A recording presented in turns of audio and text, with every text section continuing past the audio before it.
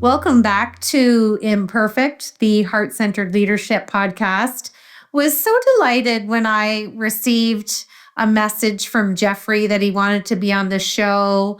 And then when I read his form, I thought I would be doing a disservice to my listenership if I didn't get him on.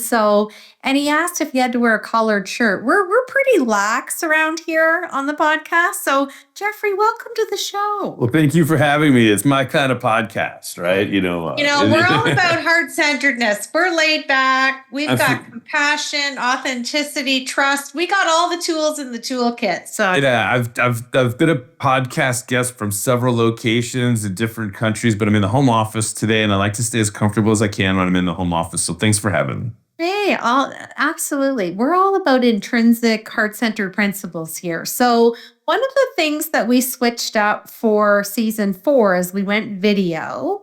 And this year in season 5, I've read so many amazing bios, but we changed things up a little bit this year. So tell our listeners a little bit about you, and we're going to put your full bio below in the episode description. But what do you want to tell our listeners about you before we dig into some great leadership questions? Wow. Right now, as of the recording, I'm dad. I'm all about dad. My firstborn son, he's in his second year of college, and it was interesting last year. Even though he moved out here locally in San Diego to my alma mater and my wife's alma mater, San Diego State. We got to see him every other week.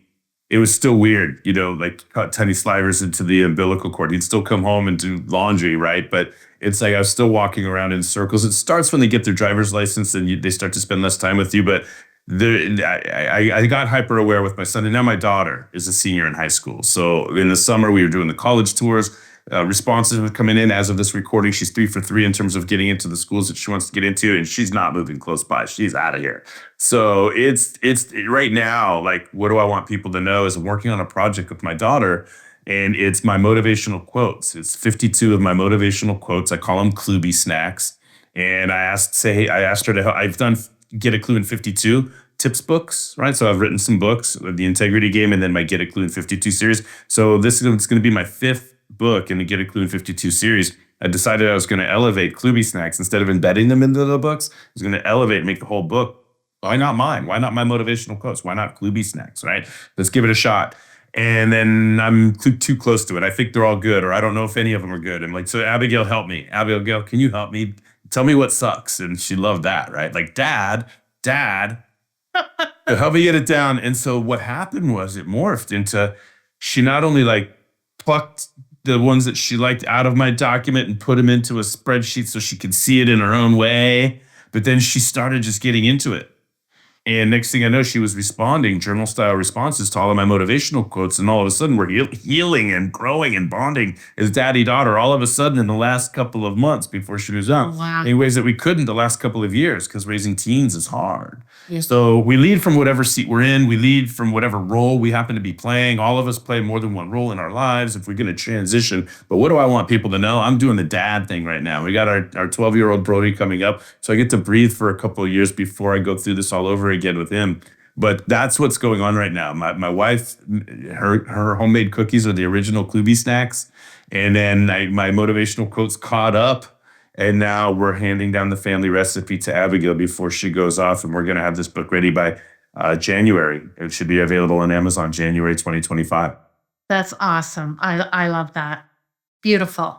Yeah, thanks. I mean, I love that. I'm immersed with it. I can't talk about anything else before I get that out of the way. It's like top of mind for sure. And I recorded a podcast this morning, and people get caught up with words for the new year. And for me, I'm a neuroscience behavior person, and I want joy and simplicity to just become BFFs.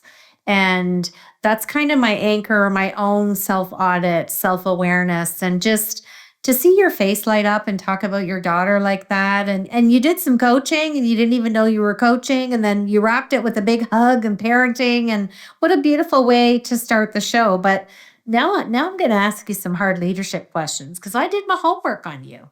Okay, all right. All right. So I want to talk about the balance of integrity and imperfection because the show is called Imperfect. So Yeah. in the integrity game, integrity is your core principle. So how do you coach leaders to embrace their imperfections authentically, showing vulnerability while maintaining their own integrity as they inspire and guide their teams? How's that for a powerful question out of the gate?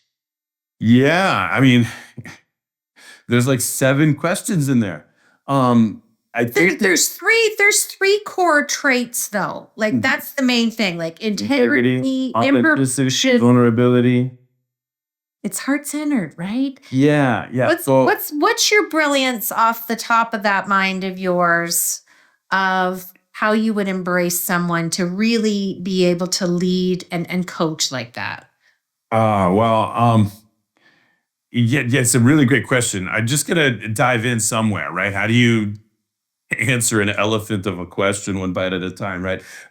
So the idea is this: what the integrity game does, what from the perspective of the book I wrote and the 10-point model that I introduce, the integrity game invites a leader or a team or a culture to understand and answer 10 sets of questions. That's it.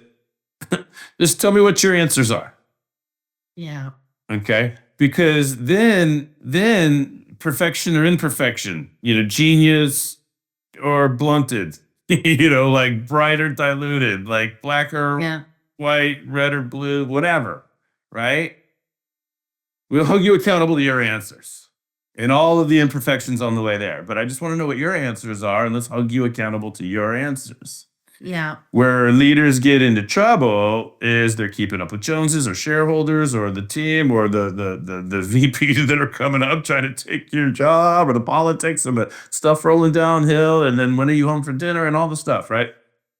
And it's like, I like what you said earlier. I almost like had a tranquil breath when you said so. Like, keep it simple, like you were kind of in that vibe, right?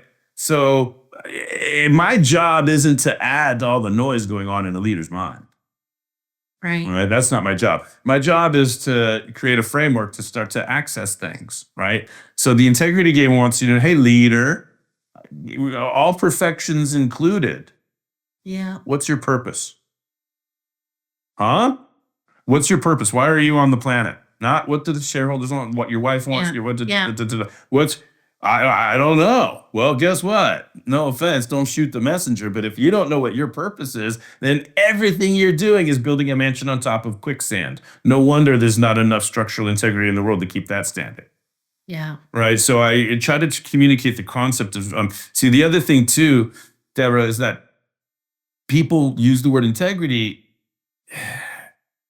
They don't. I want to broaden and deepen. Let's hang on, right? Because when I'm doing public speaking on this, and I ask how many of you believe you have integrity, 100% of the hands go up. Oh, everybody. Oh, yeah. Okay, hang on. Yeah. And I say, hang on, don't shoot the messenger in 37 minutes when my keynote is done. And they go on. Yeah. I'm like, hang on, I want to come back. I want to be invited back. So I don't want to offend you and suggest from the front of the room that you don't have integrity. What is it? Let's make sure we're talking about the same thing, and then I can get the conversation going. So I'm a big fan of like Trojan horse, right? Integrity, gotcha. We're talking about accountability. Trojan horse, humor, we're talking about looking within. Hey, integrity, we're not talking about them not being their word or them not doing the right thing when nobody is watching. We're talking about us. We're talking about our behavior. We're talking about integrating, bringing together. And that's what people miss. And I'll take a deep breath here in a second. But I've asked hundreds, thousands of people, what is integrity? And not once in any of my talks, any of my podcast, anything, has anybody ever said, oh, integrity is like the coming together of two or more things. It's integration. Integrity is a function of integration. People think it's judgment, good or bad, right or wrong. Yeah. Clean or dirty, civil or savage, saintly or demonic, whatever people are doing. And when people, right, and then it's funny too, I joke around a lot because integrity then becomes like parenting or driving, in that we all consider ourselves to be really good. It's just everybody else somehow sucks.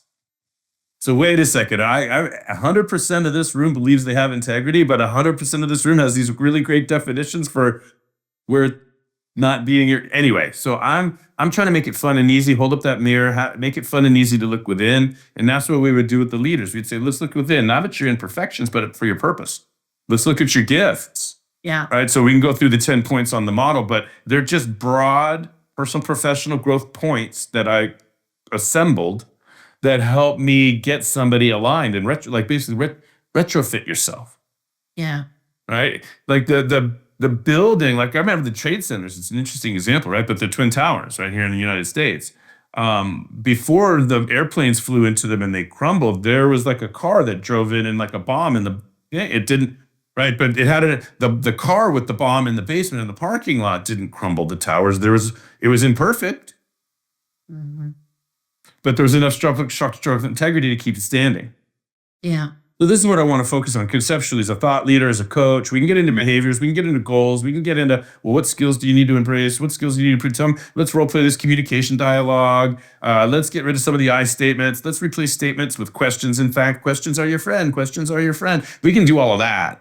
But we're building a mansion on top of quicksand. If I don't know your purpose and I don't know your gifts and competitive advantages, and you haven't declared your potential, and so I want to facilitate an understanding and an answering of these 10 integrity game questions, and then we know what to hold people accountable to: perfections and imperfections, all the while. Absolutely. I think the integrity game will take the red pen out of the learning, is what I'm saying. Yeah. Right? If I know my purpose, know my gifts, know my potential, set my goals, selected my strategies, shared my word, strengthened my relationship with my word, my commitment, embraced my ability to take action and change behavior, now I want to run headfirst into a brick wall to learn what I need to learn. I'm not afraid of learning. It's not just on and on and on. So I think most leaders just need to answer some basic questions for themselves, but the questions are hard. Yeah, exactly. Okay, second question has permanent residency on the show. I've asked over 300 global leaders this question. What imperfection does Jeffrey bring to his heart-centered leadership? How much time do you have? Oh, like, That a lot. Candor and humor is completely permitted. So share the top one on top of your mind. you asked in the singular, but I have this desire to answer in the plural. What Your top one. imperfection? You're in good company. Jeez. All right.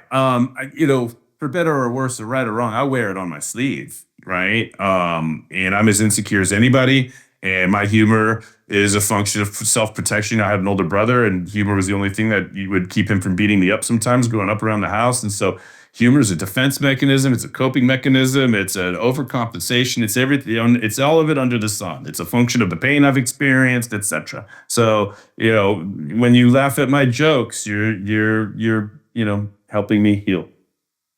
But I always believe there's room for humor. I think you and I are cut from the same cloth. yeah. Well, golly, I do not want to imagine a life without humor. No, thank you. And I see the humor in everything, but there's other imperfections. It's as an empath. I believe I'm empathic, emotional, right?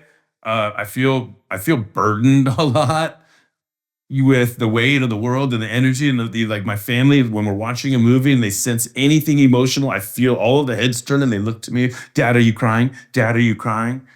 Because I can't stop. I can't. Dad, why are you crying? I don't know. I can't help. Because I'm feeling what they're feeling. I feel it. Yeah. Right. Yeah. Anyway, so that's a blessing, of course, that empathy, but it's also heavy. And so I'll drink beer. Chill out. Like I don't want to feel. So sometimes, I'm not proud of how much alcohol I've drank in front of my family and the people that I love. That's a vulnerability and imperfection. But there's others. I'm long-winded. I'm laughing at myself. The ... when I write, I'm a ... guy. So ... like I'm afraid of finishing a thought. I think it's all connected. I could see it all. And so I just got, drafted the book back and I was laughing at myself because 18 uses of ... were deleted in the track changes. So, so like long-winded and tangents and cursive knowledge. Like it's so clear in my head and it takes a millisecond, but in real time to explain it to somebody, it takes more time than they're willing to give. And I got to read the room and, be more succinct and patient. And so I could keep going. There's all kinds of imperfections. I'm a good driver though. I drive really well. There you go. Okay, let me talk about heart-centered communication across cultures. And here's my question. How can leaders use heart-centered leadership principles to build connection and trust, even if they're facing maybe a misstep or a misunderstanding? Well, here's a Kluby snack. Can I give it to you in Kluby snack form? Absolutely. Let me hang on. Let me get into my snarky voice, right? Like my sarcastic Kluby snack voice. The only problem with apology and forgiveness is this darn guilty verdict they both require. Mm-hmm. So I love these little Klubi snacks because they're quick little snippets of knowledge, wisdom, experience, and maturity. And it's kind of like 1 dot, not 3. Let's put a pin in that. I need a reflection moment here. And it's those open-ended, powerful questions that you've done as your Klubi snack. So I love that. yeah. Let me give you my last leadership question. I want to talk about balancing accountability with compassion. So you are an entrepreneur and you love emphasizing productivity and accountability. How have you taught leaders to navigate the tension between driving results and leading with compassion? That's a rinse on repeat that I think we're seeing a lot since the other side of COVID and seeing trust as a big, big problem globally. So you can give us another Klubi snack if you want here. Well, as soon as they come to mind, I will. The tension, right? The Klubi snack is, nothing is insurmountable when Coach Jeffrey hugs you accountable. So what does that mean? Well, first of all, anything, productivity, hey, we can achieve anything we want to achieve, okay? But now, are we holding people accountable? Are we hugging people accountable? So accountability is always going to feel like another Klubi snack. Are you ready? Accountability is always going to feel like an attack when we're not ready to be 100% responsible for our behavior. So if we focus on the tension between compassion and accountability, we might be missing the bullseye. The bullseye is, how do I get somebody to want to be 100% responsible for their behavior, regardless of what they produce? And let me start there. Like, hi, employee who's job seeking and put an objective on a resume that's interviewing for a position with these duties and responsibilities on a team with a company that's what do you want for yourself? Back to integrity game. What's your purpose? What are your gifts? What's your potential? What do you see? How do you want it to? Do you want to avoid answering questions and just go ahead and then go to the water cooler and complain that your organization sucks when you're held accountable for behavior? Or do you want to hold yourself be accountable to what the career that you want and believe that the needs of the organization integrate with the needs of the individual? And that's what I want to do with the integrity game, is get the individual, the teams, the leaders, everybody to look for, like Mr. Rogers, yes. He says, look for the helpers. He says, look for the helpers. If it's getting crazy, yeah. Look for helpers. So along that line, that's the voice in my head when I say, look for points of integration. Hey, tell me what you want again. Oh, you want this? Well, do you see how the organization wants that? Do you see the point of integration? So let's go. Let's get engagement. Let's get excited about what we're doing. Everything's a hot knife through warm butter if we're excited about what we're doing. Absolutely. I love that. Look for your helpers. That's a healthy, vital culture right there. And a beautiful foundation of vulnerability. Absolutely. Nobody succeeds alone. And let's get rid of all the posturing. Okay, I'm going to switch to my Fab 4. These are just 4 fun questions. So my listeners... Hang on. Can I have a sip of coffee before we do this? Because you previewed this for me and I don't know if I'm ready. Okay, here we go. What's one practical tip you'd give our listeners for embracing heart centered leadership into their daily lives? Replace, this is Kluby Snack also, right? But replace statements with questions. Love that. When it shows up in your head as a form of a statement, realize as soon as it leaves you, it's going to press upon something or somebody, and that something or something is going to press back. But if you could shift and turn it into a question, now you've invited someone or something closer. So statements are press upons and questions are invitations. That's one. I always love when I hear myself say, and I think I say it daily, there's always room for a conversation, even if it's going to be messy and uncomfortable. Let's still have it. Yeah, yeah. Well, here's another Kluby snack for you. Wow, Deborah. Here's a Kluby snack quote: "If it were up to me, I'd call it profrontation." Love it. It loves you too. It's mutual when it comes to Kluby snacks. I love it. Okay. Yeah, you understand. Like, No, why is it a con? It should be a pro. The other way out Posing. through. Let's have the conversation. Yes. Okay, I'm excited to ask you this. If your leadership style had a theme song, what would it be? 99 bottles of beer on the wall. Oh my God. That's the first thing that came to mind. It's so funny. The reason that's low hanging fruit, by the way, that answer is one of the books that I've written, one of the Get A Klu in 52 books that I've written. Well, actually two, because I repurposed some content in two of them. But anyway, the fifth section is the 12 accountabilities of practice building. So I wrote a book about, Get A Klu in 52 for coaches, right? So this is it right here, Get A Klu in 52 for coaches. You can see the 5 categories represented by, right? So the fifth one is practice building, and it's 12 accountabilities. And so when I read, these are made for social media books. I've got 52 tips so I can go into social media once a week and read a tip. And so when I'm reading these tips, I read it to the 12 accountabilities on the wall, 12 accountabilities. You take one down, pass around. Oh my goodness, there's still 11 accountabilities on the wall. And I'm like singing the song of like the realities of a solopreneur trying to build a practice into a business and all of the challenges and all of our initials in every box on our org chart. And some of the stuff we're really good at and some of the stuff we're not so good at and some of the stuff we love to pay attention to, some of the stuff we don't. And so, and once a week, I've kind of evoked this theme. I'm in the middle at the end of, Get A Klu in 52 for speakers, and we're reading the same kind of concepts, 12 accountabilities on the wall. So right now we only have 3 accountabilities left. 3 accountabilities. I love that. Well, yeah, we're almost to the end of the year. Okay, third question. What would you summarize as the key takeaway or lesson from our discussion today? Key lesson or takeaway from our discussion today. If you allow it, bring a little humor. If you allow it to be, it can be easy and fun to look within.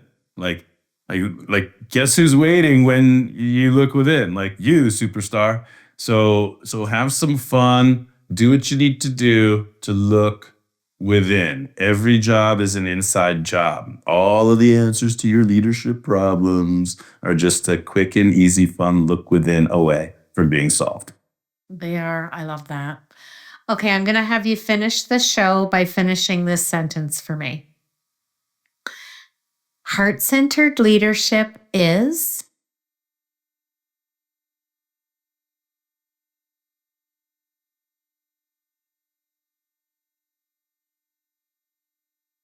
Heart-centered leadership is